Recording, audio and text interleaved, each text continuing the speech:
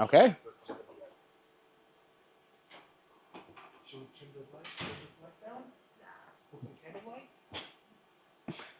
Set the mood.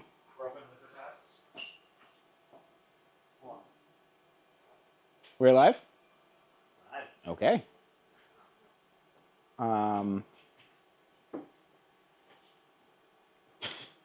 Hi, everyone. My name's Dan. I'm going to be talking about Subspace IPC.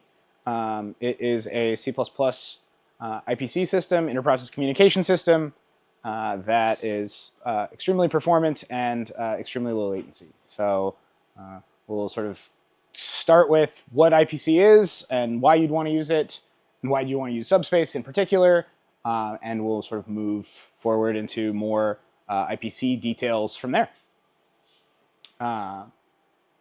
So what is IPC? IPC is interprocess communication on a computer. When you are running multiple applications or multiple processes, the operating system restricts you from communicating between those processes, and it isolates your memory. So if you have two processes running on the same computer, the job of the operating system is to essentially isolate memory and isolate your process from other processes. That is done for security reasons, and so every process has its own virtual memory space, because you don't want one process on a computer looking at the memory of another one. That would be extremely bad. But in situations where you actually do want that, which is often in situations where you have multiple programs or multiple processes doing work, and they want to either consume the outputs of another process, or do some sort of, one process does some math and the other person reads the math and does something else, you need to be able to share information between those two. So IPC is a way of doing that. There are lots of ways. So next slide, please. So on a driverless car, oh yeah, I wanted to do a disclaimer. I work for a driverless car company. We use a version of this IPC system on our product, but I do not speak for them, and all legalese they're not responsible for me or what I say. It has nothing to do with my job. So on a driverless car, you'll have a ton of sensors. So you'll have LiDAR, which is usually 360. It's collecting point clouds. You'll have EO cameras or electro-optical cameras, so regular RGB cameras, potentially RGB depth if you have like light field cameras. And so potentially you'll have, like in this little example, you'll have 4 cameras, the like blue, yellow. I'm not that colorblind. The yellow are cameras. This red is your LiDAR. Those cameras are going at, say, if you have 5 megapixel cameras, you have, and that's actually pretty low resolution cameras, and you have even 4 of them, but like on a AV, you can potentially have 10 plus cameras, different depths of field, different angles, different lenses. You might have fisheye lenses to get sort of lots of different depths of field and lots of different views of potentially the scene. You'll have, and all of these cameras are going, so if you say you had 10 cameras, 5 megapixels each, you're starting like just RGB values, raw data of 5 megapixels. If you want to do that at 30 hertz, you're verging on the like half a gigabit per second, or 5,000 megabits per second. I believe that's right. I'm probably wrong. But the short story is if you have a ton of these sensors and they're updating extremely frequently, radar, LiDAR cameras, infrared cameras, ultrasonic sensors, these are collecting vast quantities of data, potentially hundreds of gigs per second, terabytes a minute, and that data needs to move through your system and be processed by your system, and then the intermediates of those systems need to do work on those. And so like in a traditional driverless car system, you'll have things like imagery going to image, like you'll get these raw pixels, you'll send them to a segmentation algorithm, which will basically break up the image, determine what is different things. So is that part of the road? Is that part of a car? Not necessarily, it will not determine, segmentation does not determine what is what, so it doesn't determine that's a car. That's a different process that happens later. So just if you have pixel A, that happens to be a pixel of the road, and you have pixel B, which is a pixel of the whatever, those will be segmented into blobs. So essentially shapes that determine these things are all one segment and these things are all another segment. And all of those segments will then get passed to a classification system, which will say that blob is a car or that blob is a person. And then once you have your segmentation algorithm, you'll pass those to tracking. You'll try and determine what those things are. You'll pass those tracks to a planning algorithm, which will then determine what you do with the vehicle, and then you'll send that back to the sensor, and you'll do that all again. And you're doing this if you want to hit freeway speeds. You need to go really, really fast. So if you're going 65 miles an hour, latencies need to be under somewhere between 150 milliseconds from sensor to reaction. Because if you're going 60 miles an hour and you don't react quickly when there's something wrong, you're going to have a bad time. So that is why in these high bandwidth robotics applications, and really any high bandwidth application that you have large bits of data moving through your system, high frequency trading would be another one. There are lots of other ones, but you would want an interprocess communication system. And one reason you'd want, like one argument you could say is, why don't you just run them all in one process? The reason is that if you have, say, tons of processes, you have thousands of different individual things. One, it's just a good design to isolate them. Each process does one thing and does only one thing and is just simpler to test in isolation. You can essentially very explicitly have your inputs and your outputs be explicit. You can test those inputs and outputs. You can test those systems in isolation. And also, if, say, the blinker controller, the thing that turns on the windshield wipers, crashes, a crash in an application brings down the entire process. And if you have one mega process that is your car, and the windshield wiper controller dies and brings down the ABS brakes, that's not good. So multiple processes is a good thing, and then that is one of the reasons why you want, well, if you have multiple processes and you want them to communicate, then you need to do interprocess communication. So next slide. Yeah, so what is Subspace? So Subspace is a shared memory interprocess communication system. It was written by a colleague of mine, Dave Allison, and it is extremely high throughput. It's as fast as your memory is and as fast as you can write to that memory, and then it has some nice advantages in that it is extremely performant in terms of latency, and it's extremely, it's very nice in that it's robust and it's fast, and it is easy to use. So next slide. So one option you could use is loopback. So you could just use TCP, and when you're on a computer, if you just use localhost, you can just use network communications. The issue with that is that you have extremely high latency compared to interprocess communication. So shared memory is extremely low latency. This is both on a Mac M1. Your average latency in loopback, this is just calling ping, is about 143 or 0.143 milliseconds versus 220 nanoseconds average message latency in Subspace. And because of how Subspace works, you're writing directly to memory. The actual message passing is the actual notification and triggering of a subscriber that a message has occurred is not dependent on the message size.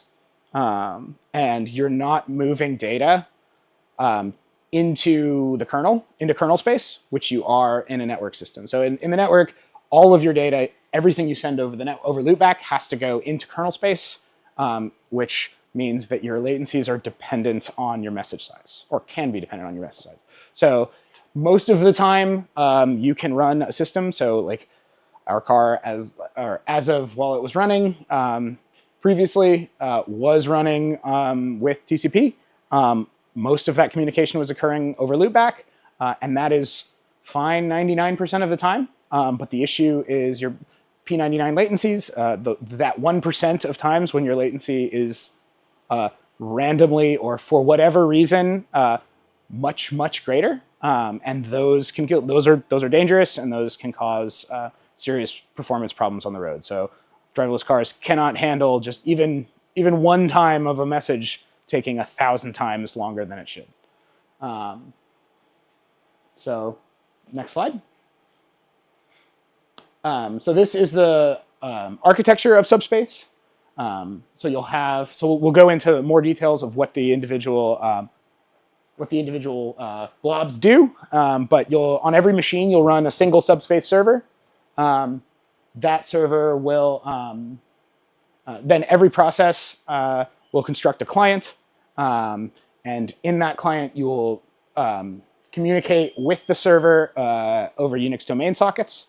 And you use Unix domain sockets to pass file descriptors. Once you pass those and file descriptors are just a way to map memory, just to map memory into your virtual address space. So you'll get that file descriptor that's essentially a local handle to where the memory is, and then you will basically call mmap, and that will map the shared memory into your file space, into your local address space, and that means you can write to it. Yeah, so next slide. We have a question from the interwebs. Okay. So, do you have any support redundant modules? Think dual power steering control systems like on a Cybertruck or Ioniq 5? Yes, so we do support multiple publishers. So I guess you would have to do that. So while the system doesn't necessarily natively understand that these messages, they wouldn't be the same.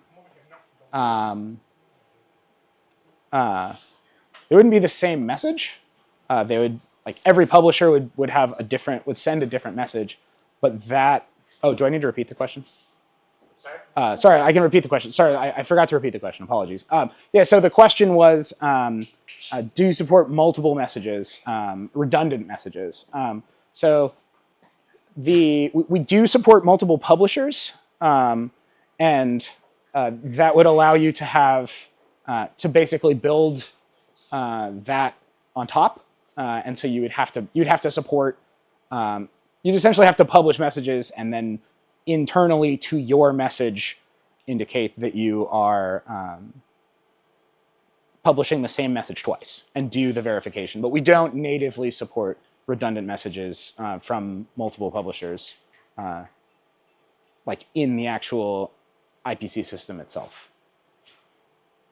Hopefully that answers the question. So yeah, so we have, these are the components of Subspace. You have a server. There's one and only one server per machine. You use each process will construct a client, which then asks the server to allocate shared memory and essentially give back a handle to that shared memory to the subscribers and publishers. So the clients will create a publisher and a subscriber, and then you will publish messages with a publisher, and you will subscribe to messages with a subscriber. So any questions on that? Fairly straightforward. Next slide. Yeah, so so when you allocate, these are the control components of a message. You have a system control block, and there's one system control block. Inside the system control block, you'll have, this is allocated by the server. There's only one of these per server. It's shared by all the channels. You copy a local version into your, each client keeps a copy of a local copy of the system control block, and that allows you to basically diff the system control block for changes. So if there's a change in message size, or in change in the buffer size, because we do support dynamically reallocating your buffers at runtime. So if you initially start up with buffers of size 10 and then you start getting bigger messages, the system will just allocate a new set of buffers and swap those in at runtime. And so the way you know that there's new buffers is by checking the system control block. There's also a channel control block, which is allocated by the server on the first on the creation of each channel. So channels are equivalent to topics, or sort of like a named pipe for individual messages. So you'll create as many channels as you have message types. And so if you have, say, a foo message, you'll create a foo channel, and you'll publish messages on that channel. So yeah, so each channel control block will own an array of message slots, and there is a single read-write lock inside of shared memory to control the access to that. So one little thing about the channel control block is that if there's some difficulty in if you have a subscriber that is constructed before a publisher exists, the server will just allocate essentially a dummy empty channel control block, and will essentially replace that once the first publisher actually shows up and that thing gets constructed for real. Because you don't know a lot of the information. The subscriber doesn't have any information about channel size or anything like that. So question?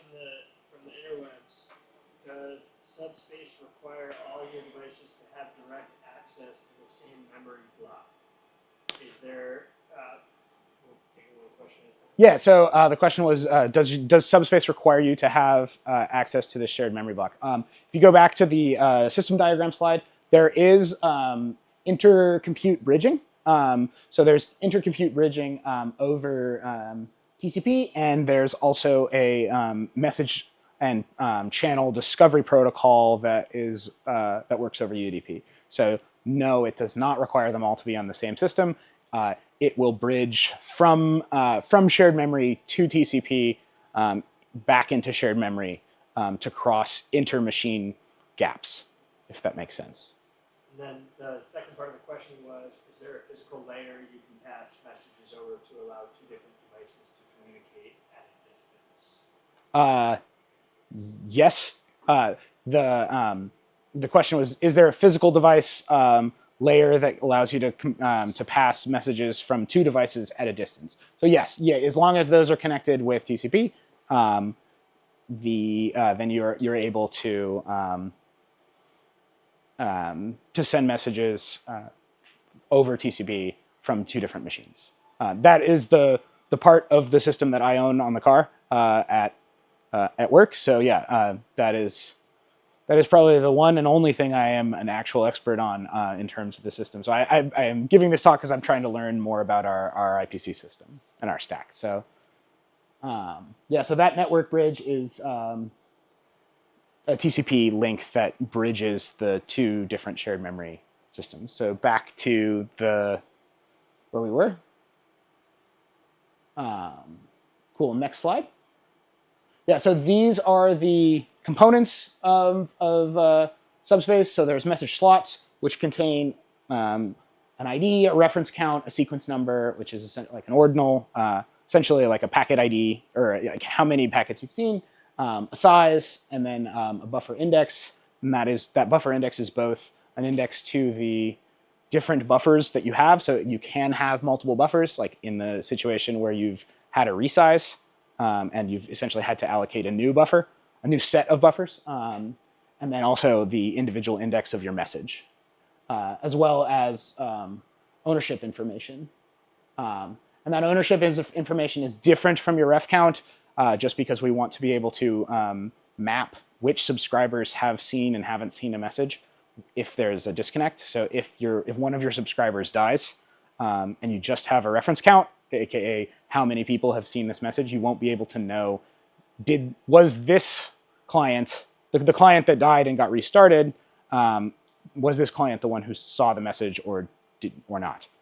So that's why that is done. An individual buffer is allocated by the server. It owns all the actual message data, and its lifetime is managed by the reference count in the message slot. And then we have 3 slot lists: free, which is unused slots ready for writing, that really is only used at startup, and then busy is the locked for writing, and then active are messages that are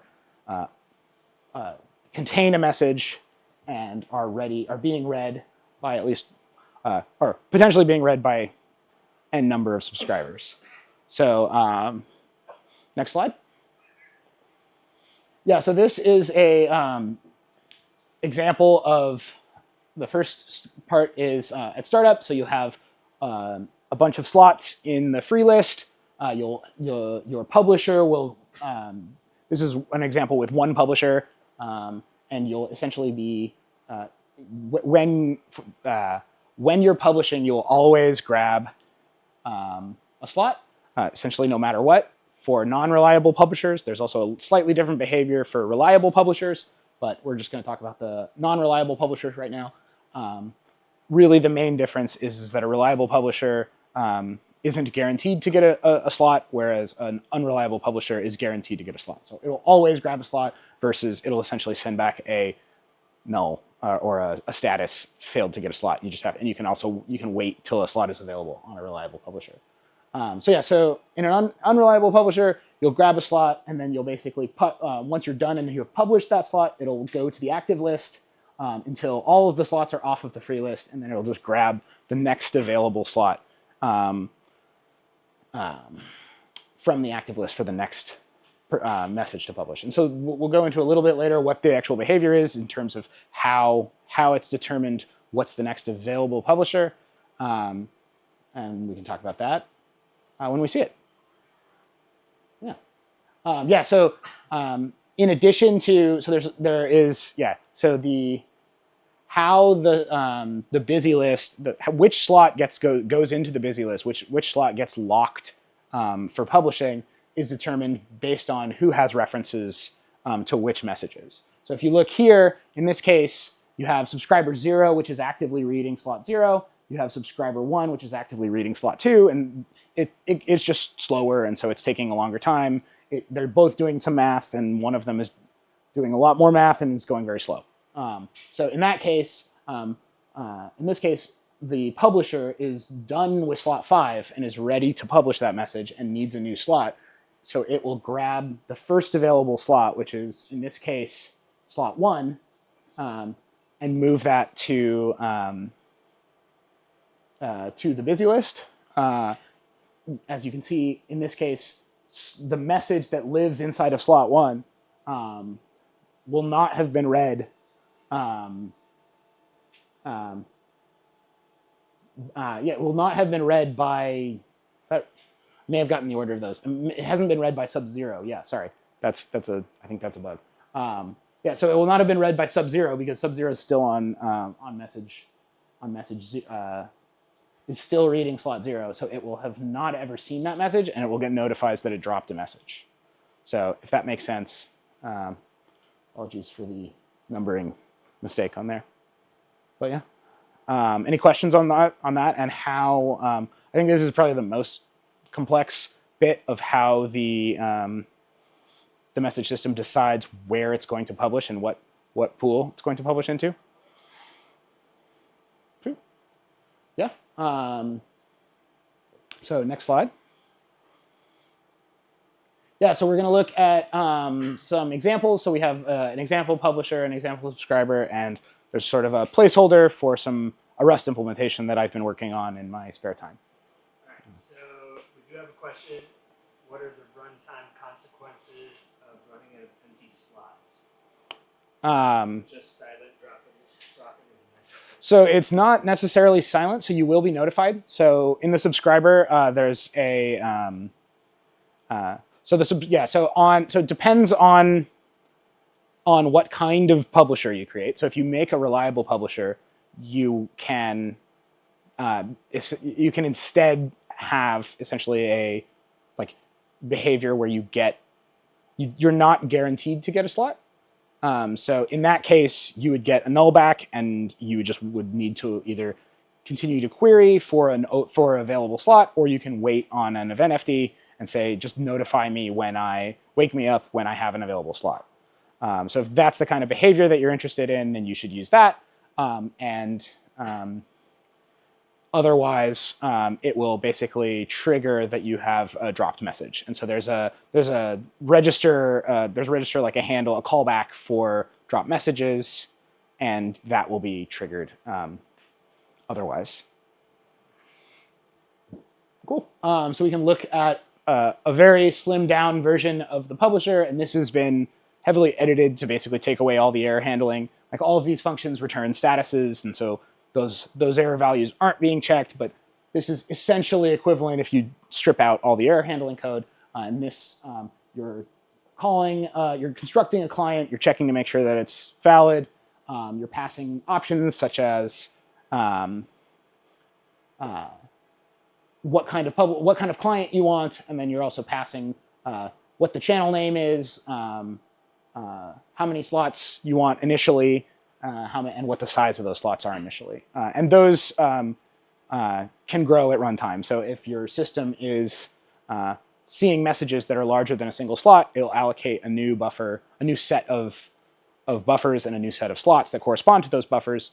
And then as those messages go in and out of, like, as those get, their ref counts drop, it will keep track of that and then basically drop that, deallocate the old set of buffers once no one has a pointer back to them. So yeah, so here we're just looping infinitely, and we're basically getting a message buffer, we're writing some data to that message buffer, and then we're publishing a message. So this is obviously fairly simple. It's just shoving data to the buffer and then sending a message. And then the corresponding subscriber is on the next slide. Yeah, and so you're constructing a client in the exact same way. You're calling create subscriber instead. You have that same channel name. And then, and this would be potentially on the same machine, potentially on a different machine. This would handle, the Subspace servers would handle bridging between the two, and basically passing that data from shared memory to TCP back into shared memory. So yeah, so here you have read message, which will give you basically a length 0 when there's no more messages to read.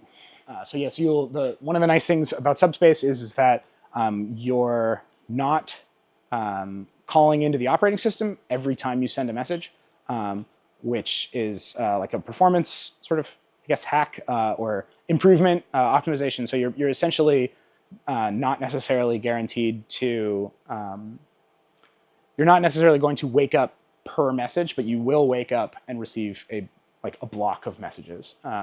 So that is to minimize the amount of trips from user space to kernel space. And then here we're just waiting until we receive a message. We're reading messages, and then we are printing out the ordinal, which is I forgot to include the line where you actually just call message dash ordinal. Sorry about that. That should be, instead of just the word ordinal, that should be message arrow ordinal, because that's just, in this case, just a number that doesn't exist, or a variable that doesn't exist. But yeah, I'll update that message dash ordinal. So yeah, any questions on usage?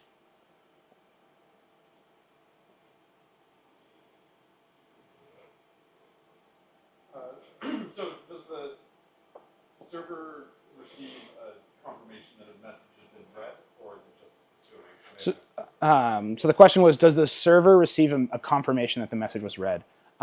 It doesn't receive one directly, but it essentially, when it grabs, depending on the behavior, like depending on a reliable or unreliable publisher, it will grab a new slot, and it can't grab a slot that someone is actively reading.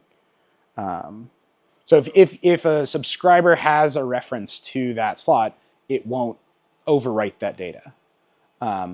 And if a publisher is overwriting a message that a subscriber hasn't seen, it'll increase the drop message count and basically send a notification that there was a drop message. So you'll see that you dropped a message, and you're able to detect, essentially on the subscriber side, you know essentially like the packet number or the ordinal of the last message you received, and if that goes up by more than one, you know that you've dropped a message. Yeah. There's really very little Rust code, so hopefully in the next few weeks we'll see some Rust in there. I'm not nearly as productive as Dave, so it may be more than a few weeks, but hopefully it'll be up there and you'll be able to send and receive messages over IPC from Rust to C++, and I think that'd be pretty cool. So real world stuff, there's a lot of like real time things that you mentioned, like cars, robotics. Mm-hmm. Is there, I guess, outside of that, more hardware focused? So a lot of those are hardware focused. Is there more software driven things that this would be useful for? Sure. So the question was, the examples that I gave were extremely like robotics and hardware focused. Are there any examples where this would be like on a pure software, where this would be useful on a pure software level? Yeah, absolutely. You could use this to connect a database. You could use this for like really in any situation where you have multiple computers talking to each other. So if you have a database on like talking to an app, if you have like high frequency trading is another application that cares a lot about latency. So you could absolutely sort of the places you could use this in really any application. The places where it would make sense to use this are probably in places that care a lot about latency. So the obvious answers are like audio, audio processing. If you have multiple, like a large system doing audio processing and you want to share data between those systems, high frequency trading, and gaming, yes, a little bit, just in the sense that gaming is a little bit different, just because they don't particularly care about safety. They were frequently in the gaming industry, they're willing to crash because what's the worst that happens is that you have some angry gamers. Like they're always angry gamers. They're always angry about something. So if you crash, it's not a big deal. No one's hurt. No one dies. But if they're able to get the even little bit of performance, then that's probably worth it for them, because frame rates are the only thing that matters in gaming, at least on the perf level. But yeah, you absolutely could use this in gaming. And you said the lower layer stuff is over TCP? The bridging is, yeah, on our system we do PCIe and TCP, but that's... So this isn't limited to just TCP/IP networking. This could be over PCI or... Yeah. So yeah, that's what I'm responsible for, is doing this over PCIe as well as TCP. But that isn't in the open source version, and there probably wouldn't make a whole lot of sense to... I mean, if there's some PCIe bus that would... Like if there was an open source robotics platform, then I'd be psyched to write an open source one, but I don't know of any system that is like that, in the sense that like the PCIe layer we use is proprietary, so you don't have the hardware, so it wouldn't be useful to you, I guess, is the short answer. So this open source one is TCP/IP, but it could be adapted to other communication. Yes. Yeah, essentially all it is a bridge that subscribes on one side, basically takes that data, pushes it over a transport layer, and that could be any transport layer, and then on the other side of that transport layer you have receive from transport and then publish back to Subspace. How about hardware this is run on? Any Linux operating system? Yeah, Linux. Sorry, we have a escape.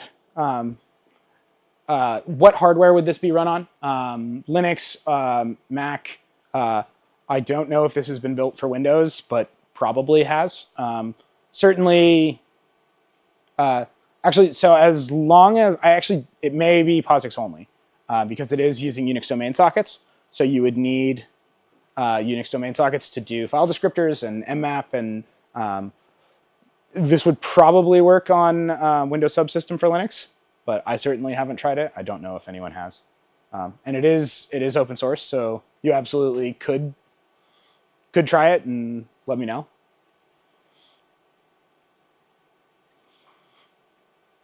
Yeah. Any other questions? Yeah, and tune in next month where our very own Nick Winters thank you. Yeah, talks about introduction to PLC programming for people who are familiar with Arduinos. And PLCs are programmable logic controllers. And he'll probably explain what a programmable logic controller is and why you'd want to use it. So. We also are going to be doing our first class in a while on leather making, and we'll have an announcement about that soon. Okay, yeah. We're having our first class on leather making, and we will have an announcement on that soon. I think we'll be making a leather apron. Yeah, so we'll be making a leather apron as part of a class, and it should be cool and exciting. So stay tuned, and thank you for coming and listening.